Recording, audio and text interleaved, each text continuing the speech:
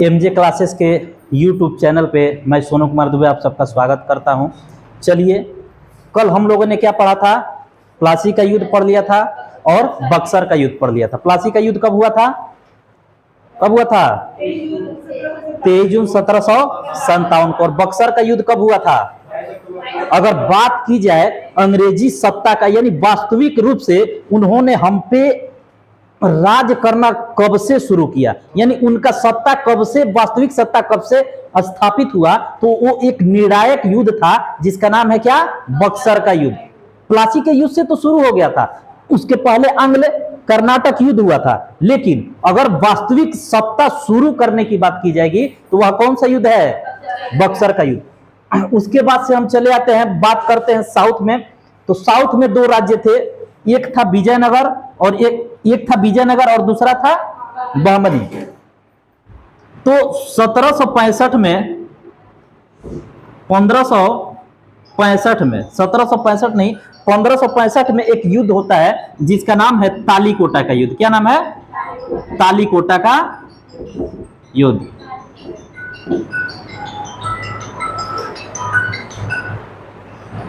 तो तालीकोटा का युद्ध किसके किसके बीच होता है जी? बहमनी और विजयनगर साम्राज्य। और इस साम्राज्य, इस युद्ध के बाद से ये दोनों के दोनों राज्य क्या हो जाते हैं? इतर बितर टूट जाते हैं, यानी इनका अस्तित्व क्या हो जाता है? समाप्त हो जाता है। और इनका अस्तित्व जैसे ही समाप्त होता है बबुआ, वैसे ही इधर और इधर एक राज्य जिसको क्या बोला जाता है? मैसूर, एक स्वतंत्र राज्य के रूप में उभर करके आता है। कौन सा? मैसूर। कौन से युद्ध के बाद से? 1565 के तालीकोटा के युद्ध। तालीकोटा का युद्ध। कौन से दो राज्य समाप्त हो जाते हैं? विजयनगर और बहमनी। इसके पहले अगर मैं बात करूं विजयनगर की, तो इसके संस्थापक की अगर बात की जाएगी तो दो लोग थे। कौन थे? दो लोग। क्या नाम था उनका? हरिहर और बुक्का। कब किया था जी इसकी स्थापना विजयनगर का? 1336 में। कब हुआ था? 1336 में। और वहीं अगर हम किसकी बात कर ले? बहमनी की। किसकी बात कर ले? तो बहमनी के संस्थापक थे अलाउद्दीन बहमनी शाह। क्या नाम था उनका? अलाउद्दीन बहमनी शाह। और इसकी स्थापना हुआ था 1347 में। और किस युद्ध के बाद से इसका, इन दोनों राज्यों का, विजयनगर का भी और बहमनी का अस्तित्व समाप्त हो गया था? तालीकोटा का युद्ध। और इसी युद्ध के साथ ही यहां पे कौन सा राज्य उभर करके आया था? मैसूर। तो अब हम लोग क्या पढ़ेंगे? मैसूर। और बात करेंगे उस शासक की जिसने क्या कहा था जी? 100 दिन। क्या? 100 दिन गीदड़ के जैसे जीने से अच्छा है कि एक दिन कैसे जियो? शेर के जैसे जियो। मैं बात करना चाहूंगा किसकी? टीपू सुल्तान। किसकी? टीपू सुल्तान, जो किसका लड़का था? हैदर अली की। तो चलिए अब हम चलते हैं मैसूर पे। ये चीज समझ में आया? क्या कह रही हो? अंग्रेजी को मधुमक्खियों की उपमा।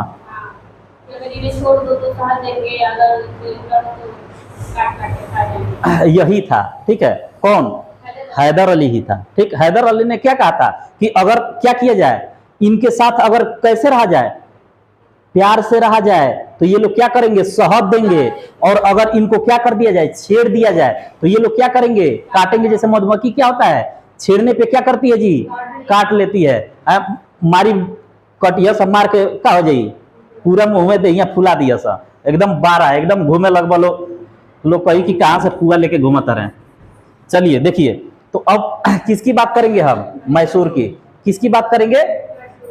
तो मैसूर में एक वंश आता है जिसका नाम है वाडियार वंश। कौन सा वंश? वाडियार वंश। और इस वाडियार वंश का एक शासक था जिसका नाम था चिक्का कृष्ण राज। क्या नाम था? चिक्का कृष्ण राज। ये जो चिक्का कृष्ण राज नाम मात्र का क्या था? शासक था, केवल नाम के लिए। लेकिन वास्तविक सत्ता इसके दो मंत्रियों ने संभाला था। एक का नाम था नंदराज, एक का क्या नाम था जी? और दूसरे का नाम था देवराज। क्या नाम था? देवराज। इनका क्या एकदम ना गौवा में खेला जला चिक्का हो, वही तरह इनको क्या करते थे सब, ये एकदम चीखता खेला लो। यानी कहने का मतलब था ये नाम मात्र के कहने के लिए शासक थे, लेकिन सत्ता कौन चला रहा था, ये दोनों इनके मंत्री। और इन्हीं के ये जो नंदराज है, इनके सेना में एक व्यक्ति शामिल होता है जिसका नाम है क्या जी, हैदर अली। क्या नाम है, हैदर अली। कौन शामिल होता है, हैदर अली। ये बहुत क्या था, महत्वाकांक्षी था। क्या था, बहुत ज्यादा महत्वाकांक्षी था। युद्ध में, युद्ध हर तरह से युद्ध कला में क्या था, ये निपुण था। 1761 में, कब, 1761 में ये किसकी हत्या कर देता है, नंदराज की। किसकी हत्या कर देता है, नंदराज की। और खुद क्या बन बैठता है, मैसूर का शासक बन जाता है। क्या बन जाता है जी, मैसूर का शासक बन जाता है। चलिए, तो हमने क्या पढ़ा, विजयनगर और बहमनी साम्राज्य कब समाप्त हो गया, 1565 तालीकोटा के युद्ध के बाद। और उसके बाद एक स्वतंत्र राज्य उभर करके आता है जिसका नाम है मैसूर। और वहां पे एक वंश का शासन होता है जिसका क्या नाम है, वाडियार वंश। और इसी वंश के एक शासक थे छिक्का कृष्णराज, नाम मात्र के शासक। वास्तविक सत्ता कौन चला रहे थे, इनके दो सेनापति नंदराज और देवराज। और इस नंदराज की सेना में कौन शामिल हो जाता है, कौन शामिल होता है, हैदर अली। और 1755 में, कब जी, 1755 में कहां पर, डिंडीगुल में। कहां पर, डिंडीगुल में। ये क्या बनाता है, शस्त्रागार। क्या बनाता है, शस्त्रागार। अब ये चीज देखिए, ये एक तरह से शक्तिशाली राजा के रूप में, शासक के रूप में उभर रहा था। और ये चीज देख करके इसके पड़ोसी राज्य कौन, मराठा और हैदराबाद के निजाम। आप नॉर्मल ले लीजिए, कहीं किसी गांव का ही ले लीजिए, तो अगर आपका पड़ोसी जब आगे बढ़ता है तो टेंशन किसको हो जाता है, किसको हो जाता है, पड़ोसी को। तो सिंपल सी बात है, यहां पर भी कौन टेंशन ले लेता है, मराठा और हैदराबाद के निजाम। तो ये धीरे धीरे अब इसको क्या करने लगते हैं, परेशान करने लगते हैं, किसको, हैदर अली को। और अंग्रेजों का एक बहुत बड़ा खेल समझ लीजिए, ये डायरेक्ट किसी पे वार नहीं करते थे, ये कमजोर नस को पकड़ते थे। और ये देखते थे कि हमारा शत्रु, जैसे आपका अगर कोई शत्रु है, मान लीजिए आपका कोई दुश्मन है और आपका कोई दोस्त उससे जाकर के मिले, तो आपको क्या हो जाएगा, टेंशन होने लगेगा कि अरे वो काहे उससे जाकर के मिल रहा है। तो वही चीज हुआ, अंग्रेज लोग क्या करने लगे, मैसूर, अंग्रेजों को खतरा किससे था, मैसूर से। हैदर अली क्या हो रहा था, एक शक्तिशाली शासक के रूप में उभर रहा था। तो इसने क्या किया, मराठा को और निजाम को, यानी अंग्रेजों ने मराठा और निजाम को मिलाने की कोशिश किया। अंग्रेज यही करता था, झगड़ा लगाना। क्या करता था, तो ये जाकर के किससे मिले, मराठा से और हैदराबाद के निजाम, इन दोनों को मिला करके इन्होंने 4 युद्ध किए। किससे, हैदर अली से और हैदर अली के लड़के को। और इन्हीं 4 युद्धों को क्या बोला जाता है, आंग्ल मैसूर युद्ध। कौन सा युद्ध, आंग्ल, जिसमें से 1782 में, यानी दूसरे युद्ध में, कब जी, 1782 में किसकी मृत्यु हो जाती है, हैदर अली की। किसकी मृत्यु, हैदर अली की मृत्यु कब हो जाती है, दूसरे युद्ध में। अभी बताएंगे, सारा टाइमिंग एक चार्ट बना करके चारों युद्धों को हम क्या करेंगे, समझाएंगे। तो पहले समझिए, 1782 में किसकी मृत्यु हो जाती है, दूसरे आंग्ल मैसूर युद्ध में हैदर अली की मृत्यु हो जाती है। और इस युद्ध में इसका साथ इसका बेटा दे रहा था, यानी टीपू सुल्तान। और इस समय मात्र कितने साल का था, 22 साल का। और 22 साल की उम्र में इसने क्या किया, अंग्रेजों से लोहा लिया। हालांकि इस युद्ध का निर्णय एक तरह से समझ लिया जाए तो कुछ नहीं आया, यानी युद्ध जो था बराबरी का रहा। कैसा रहा, बराबरी का। तो चलिए, इसके बाद से हम सभी युद्ध को क्या करते हैं, समझते हैं। और युद्ध को समझने से पहले एक बार किसको समझ लेते हैं, टीपू सुल्तान को। ठीक, तो टीपू सुल्तान राजा कब बना जी, टीपू सुल्तान राजा कब बना, 1782 में राजा बना।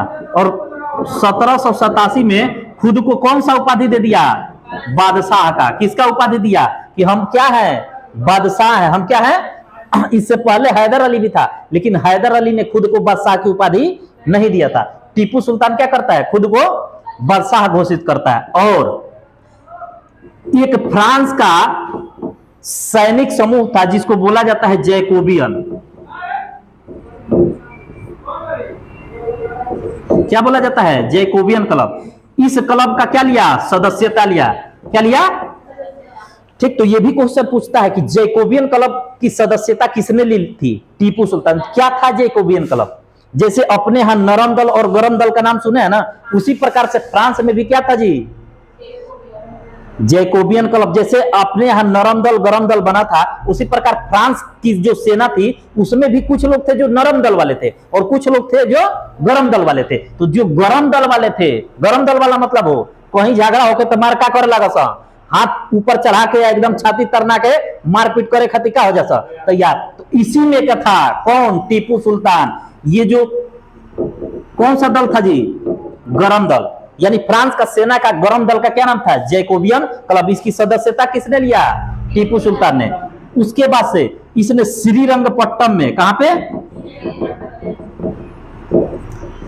एक वृक्ष लगाया जिसका नाम दिया स्वतंत्रता का वृक्ष। क्या नाम दिया, और चूंकि अभी बताया है ये किस दल का सदस्य था, गरम दल का।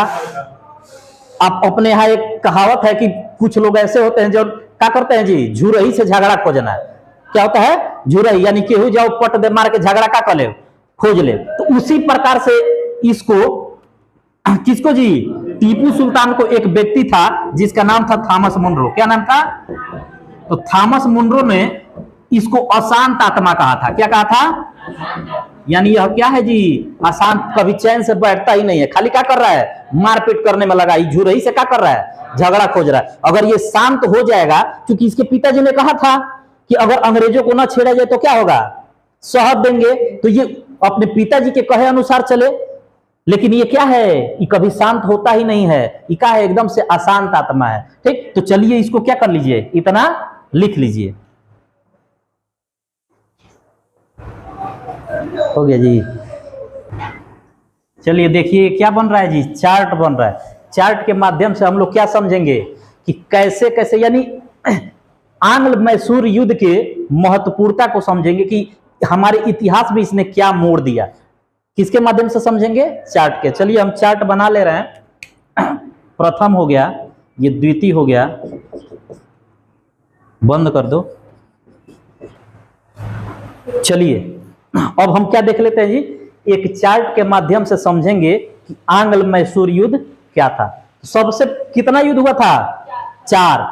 किसके किसके बीच हुआ था, मैसूर के भी था, अंग्रेजों। और इसमें केवल अंग्रेज ही नहीं थे, इसमें इनके पड़ोसी, यानी मैसूर के जो पड़ोसी थे, यानी कि मराठे और हैदराबाद के निजाम, ये लोग भी किसके साथ मिल गए थे, अंग्रेजों के साथ। तो अगर पहले की बात की जाएगी तो पहला हुआ था 1767 से 1769 में। कब हुआ था, 1767 से 1769 में। इसमें कौन कौन था जी, पहले अंग्रेज, मराठा और निजाम एक साथ मिल करके लड़ रहे थे। लेकिन बाद में हुआ ये कि हैदर अली ने किसके साथ समझौता कर लिया, मराठा और निजाम के साथ। यानी ये इनसे मिलकर के मीटिंग किया और मीटिंग के माध्यम से उनको समझाया कि मैं तुमको कोई नुकसान नहीं पहुंचाऊंगा, और इसके बाद से अगर हम जीत जाते हैं तो तुम पे आक्रमण भी नहीं करूंगा, तो तुम लोग क्या करो, हमारे साथ मिलकर के लड़ो। तो ये दोनों क्या हो गए थे बाद में, हैदर अली के साथ। अब जब ये सारे लोग मिल गए तो इस युद्ध का निर्णय क्या हुआ, इसमें हैदर अली जीत जाता है। कौन जीत जाता है, हैदर अली। और उसी के तहत एक संधि होती है, यानी इस युद्ध को रोकने के लिए एक संधि होती है जिसको बोला जाता है मद्रास की संधि। कब हुआ था, 1769 में। कब हुआ था। और इस समय अगर बात की जाए बंगाल का गवर्नर कौन था, तो इस समय बंगाल का गवर्नर जनरल तो 1773 से आया, लेकिन इससे पहले कौन थे, गवर्नर होते थे बंगाल के। तो उस समय अगर बात किया जाएगा तो कौन थे, क्लाइव थे। कौन थे, चलिए पहला समझ में आ गया। दूसरे पे चले, दूसरा देख लीजिए, 1780 से 1700। कब हुआ, 1780 से 1784। और इसमें भी क्या हो गया था, अंग्रेज मराठा निजाम एक साथ मिलकर के अब क्या कर रहे थे, दूसरे पे है। तो दूसरा का अगर समय पूछेगा तो 1780 से 1784। किसके किसके बीच हुआ, इसमें 3 लोग एक साथ थे, अंग्रेज मराठा और निजाम। और उसके मतलब विपक्ष में कौन था, हैदर अली।